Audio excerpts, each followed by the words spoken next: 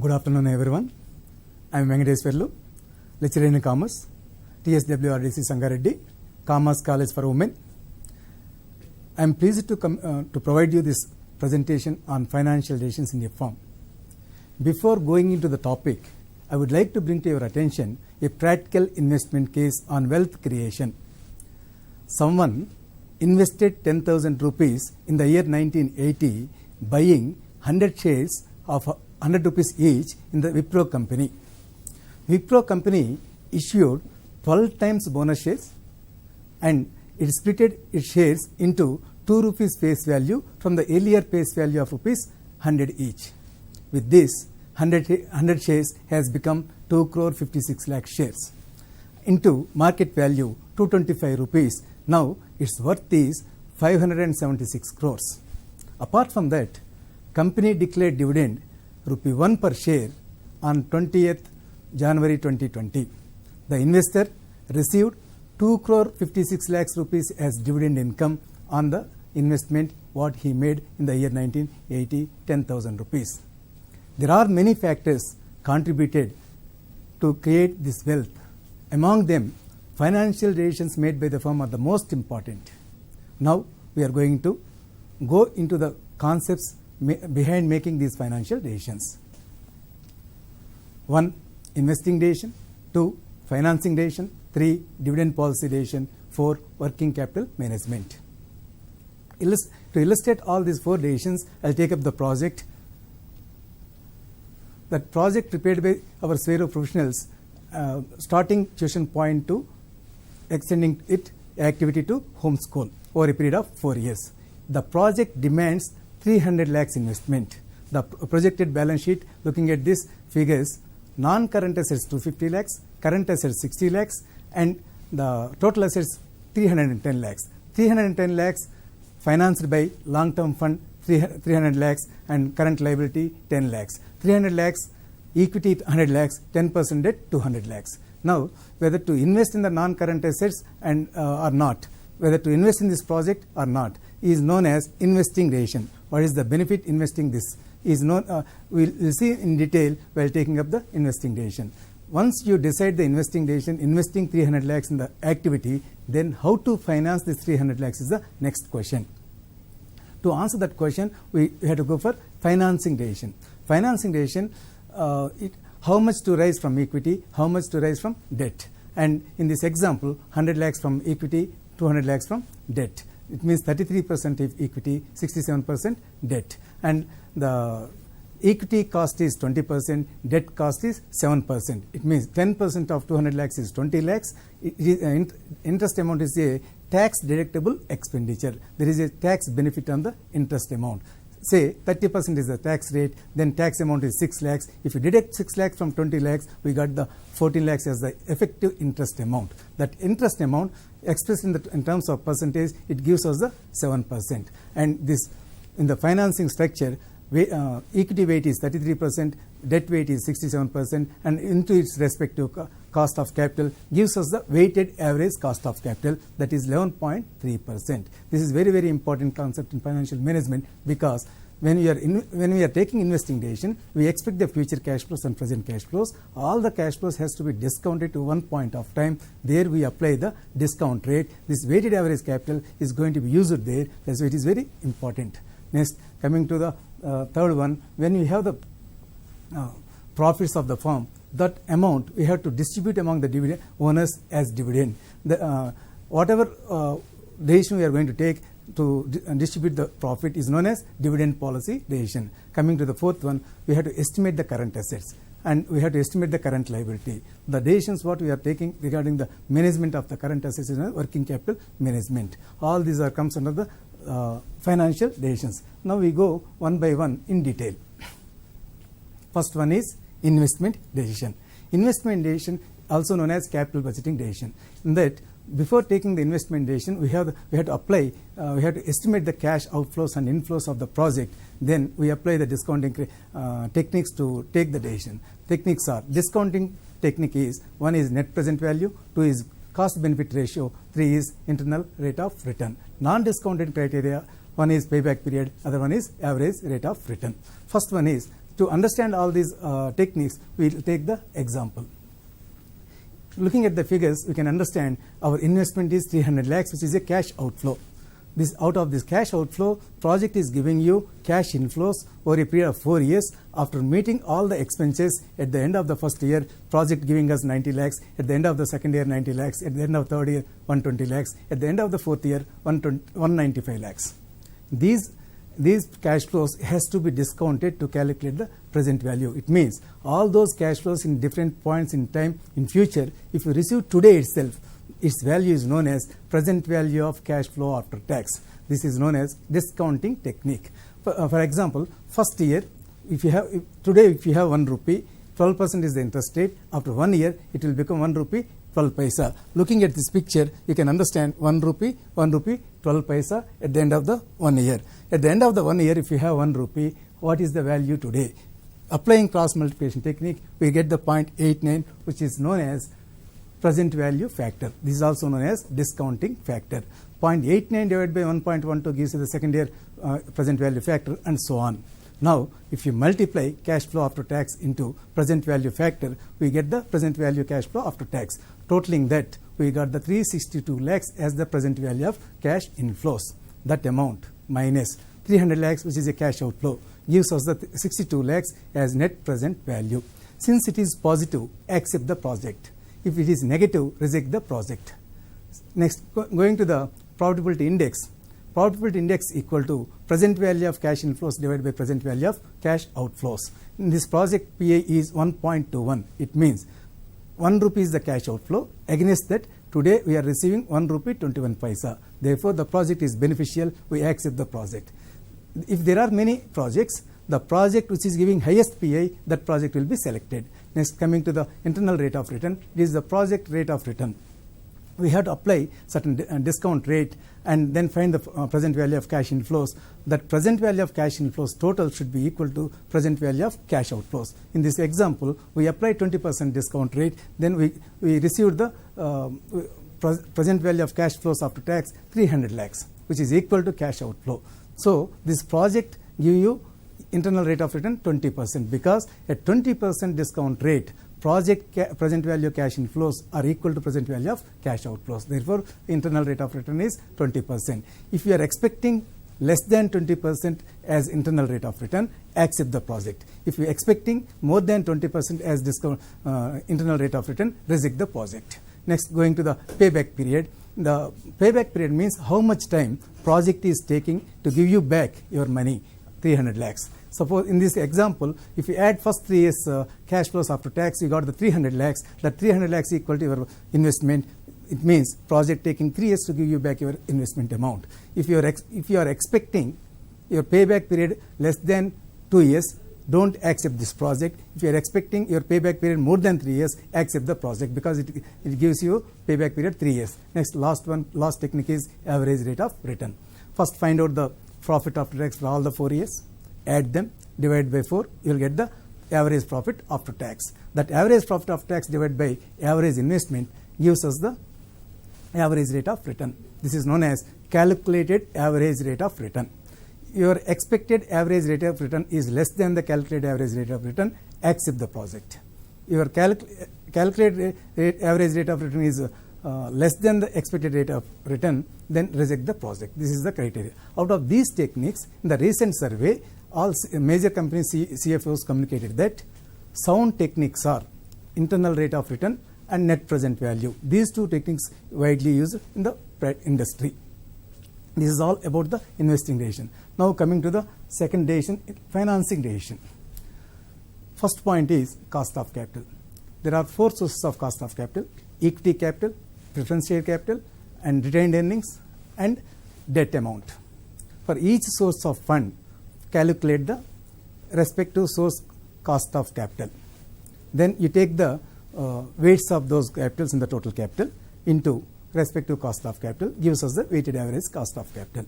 Here we consider book value weights. Suppose if you want to take market value weights, which is not used widely, and number of shares into market price of the share gives us the market weight. Considering those are as weights, market value figures as weights, that is known as market value weights.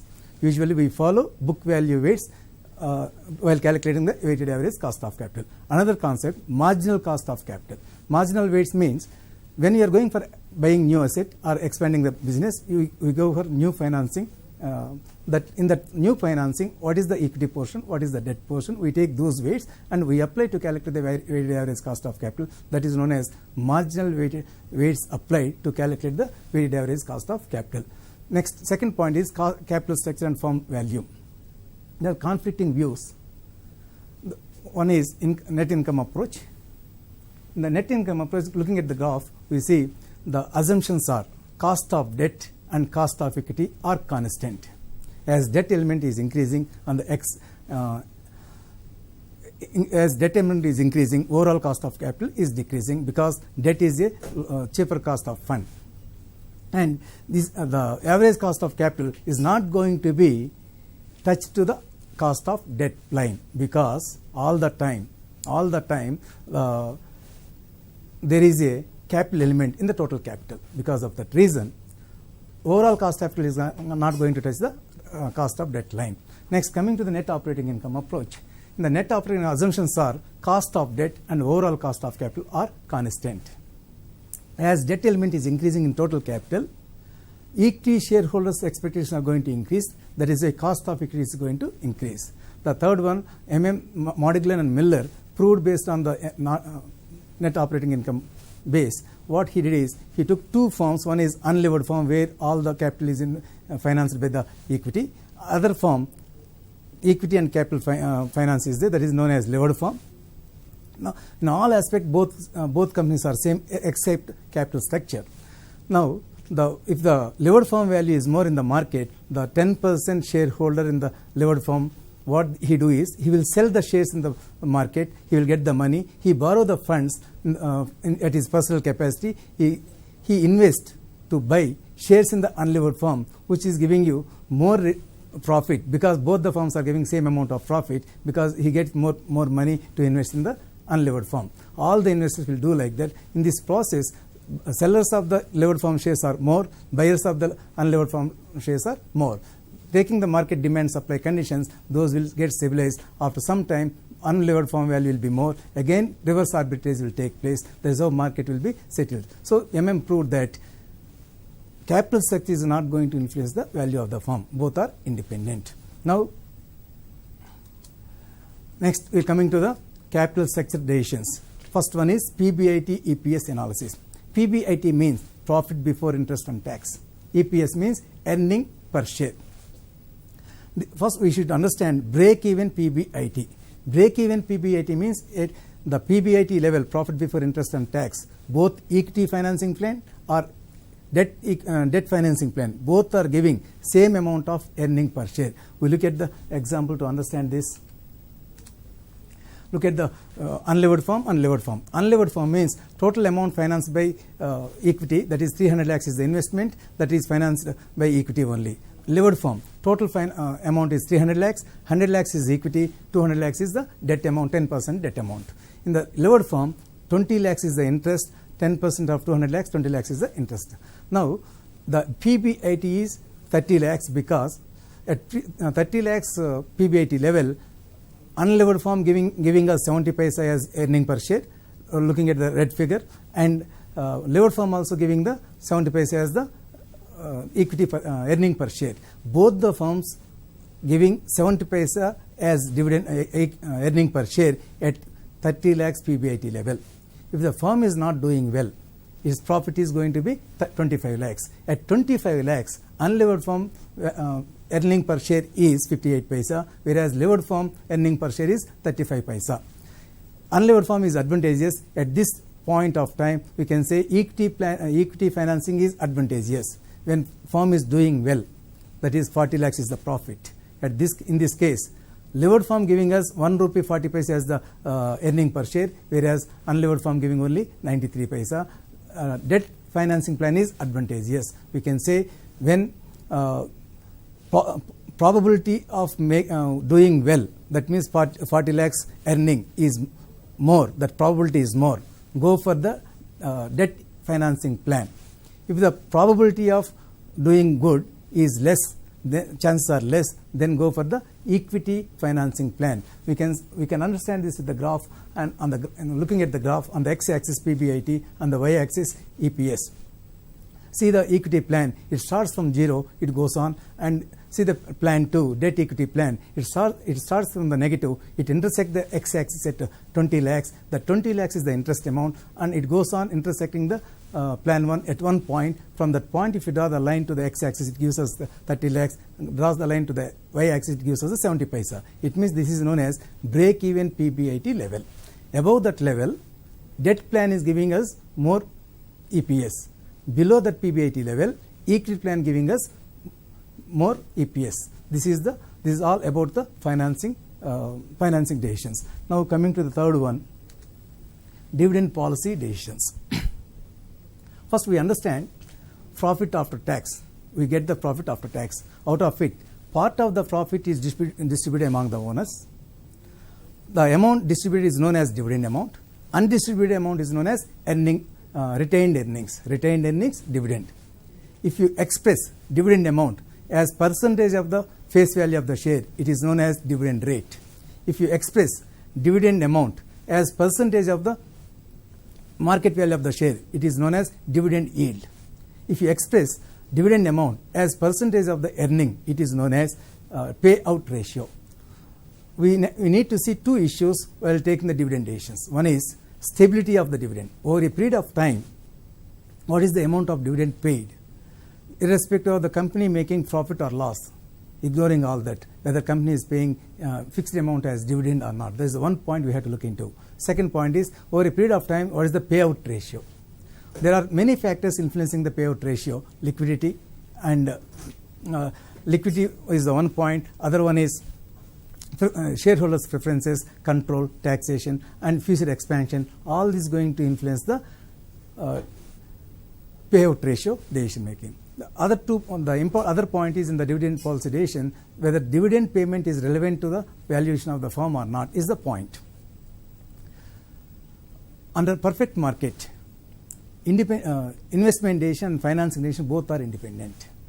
Cost of internal resource fund, cost of external resource fund are equal. Investors and firms are rational.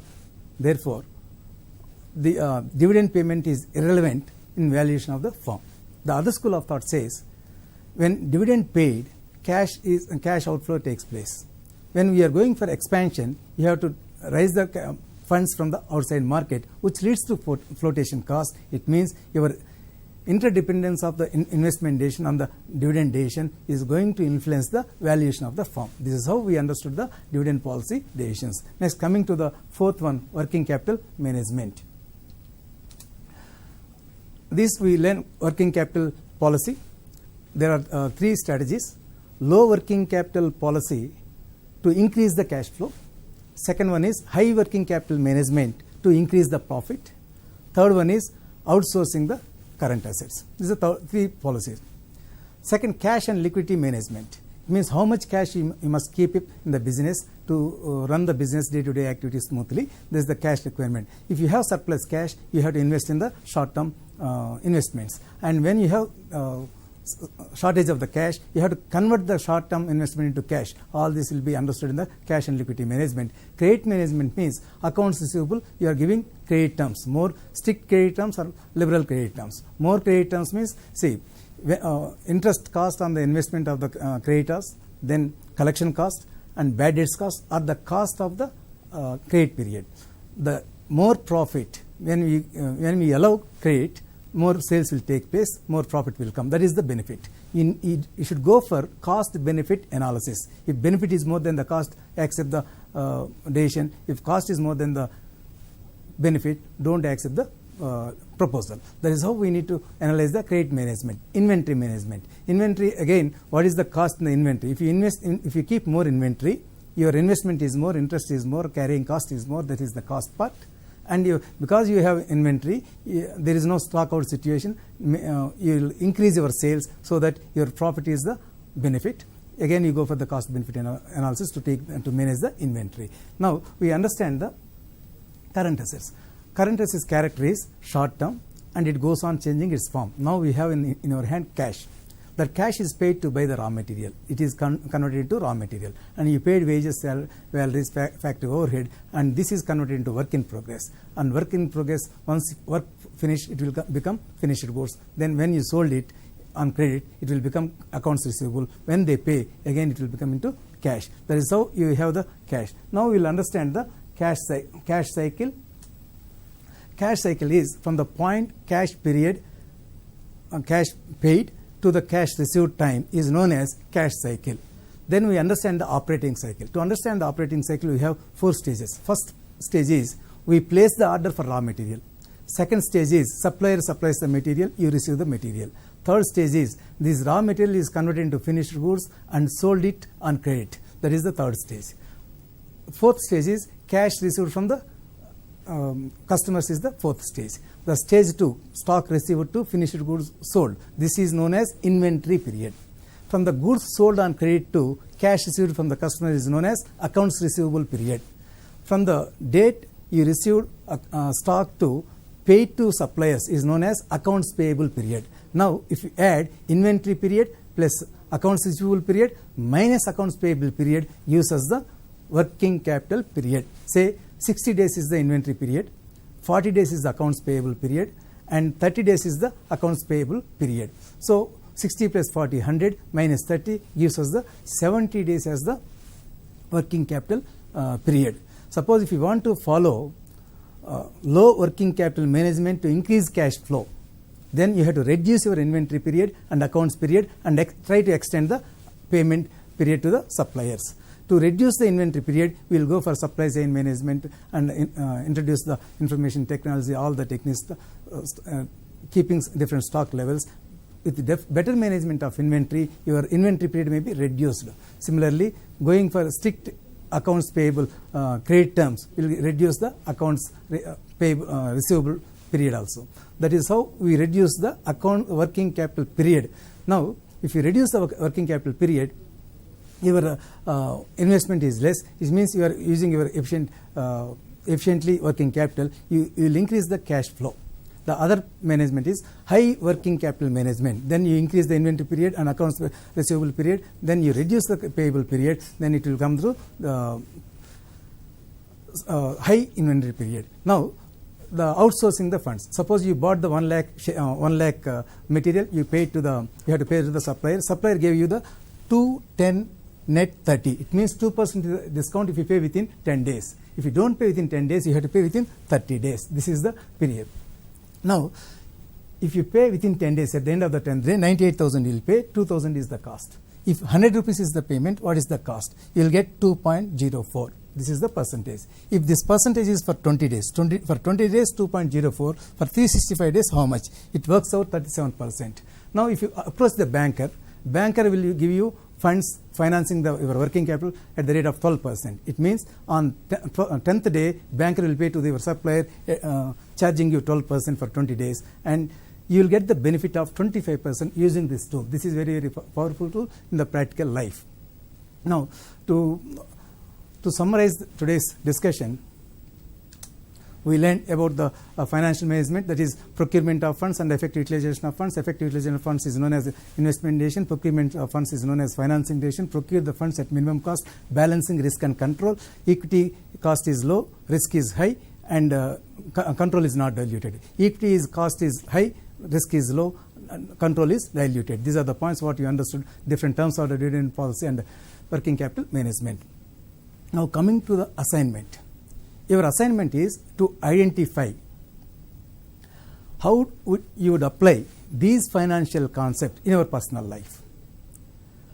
One of the important takeaway of the assignment is to notify higher education or job or self-employment upon graduation. It means after graduation, you'll invest your time and money for either employment or self-employment or any professional course or any higher education. So that is investment. You need to see your inflows. Upon that decision making. You start observing around you some businesses. All those businesses, say one tuition point or one Xerox center or any a small hotel, what are the requirements of investment?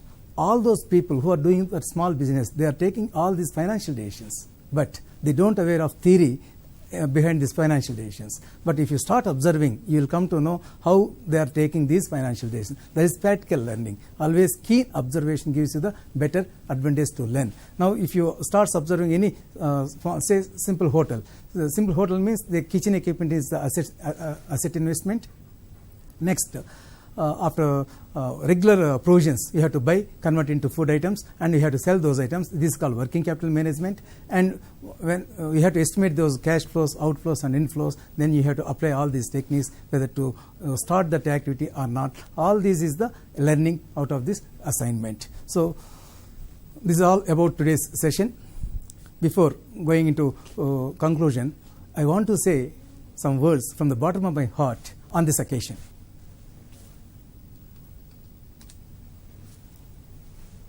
Learn to use your emotions to think, not think with your emotions. I repeat, learn to use your emotions to think, not think with your emotions.